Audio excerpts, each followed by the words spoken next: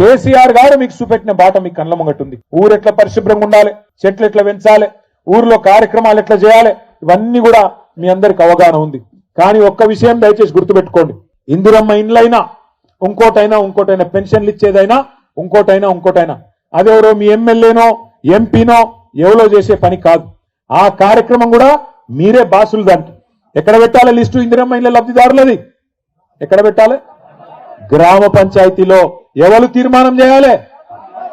మీరే తీర్మానం చేస్తే లెక్క చెల్లుతుంది తప్ప నిన్నటి దాకా ఒక లెక్క, రేపటి నుంచి ఒక లెక్క అనే మాటను గుర్తు చేస్తున్నాం. నిన్నటి దాకా మీరు లేరు, వాళ్ళు ఆడింది ఆట పాడింది పాట. ఇప్పుడు మీరు వచ్చిండ్రు, ఒకటి రెండు రాలే. మీరు ఇగో మీ జిల్లాలో ఎంతమంది వచ్చిర్రంటే కొద్దిగా అనుమాన పక్షులు ఎక్కువ ఉన్నారు కాంగ్రెస్ వాళ్ళు కాబట్టి చదువుతున్నాం. నల్లగొండలు 23 మంది సర్పంచులు నల్లగొండ నియోజకవర్గంలో, ఎందుకంటే ఇక్కడ సర్పంచుల సంఖ్యనే తక్కువ.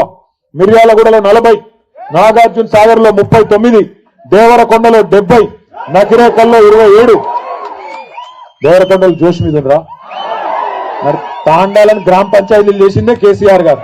ఇవాళ మీ తాండాలో మీ రాజ్యం వచ్చిందంటే మా నాయకులు, మా రవీంద్ర నాయక్ అన్న గాని మా నాయకులందరూ ఇవాళ ఏ ఊరికి ఆ ఊరు సర్పంచులు అవుతున్నారంటేనే దానికి కారణం ఎవరు?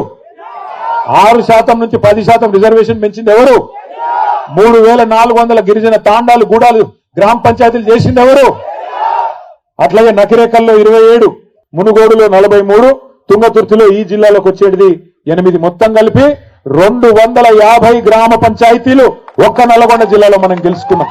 సాధారణంగా అధికార పార్టీ ఎటుంటే గట్టే ఓటేస్తారు. ఎందుకు పంచాయతీ అనుకుంటారు ప్రజలు కూడా. ఎందుకంటే మళ్ళా 3 ఏళ్లు కేసీఆర్ గారు మళ్ళీ ఆ ఎలక్షన్ లో చూసుకుందాం అనుకుంటారు. కానీ ఈ ప్రభుత్వం మీద ఎంత కోపం ఉందంటే, ఈ ప్రభుత్వం మీద ఎప్పుడు ఎలక్షన్ వస్తుందా, ఎప్పుడు కర్రు కాల్చి వాత పెడదామా అన్నంత కోపం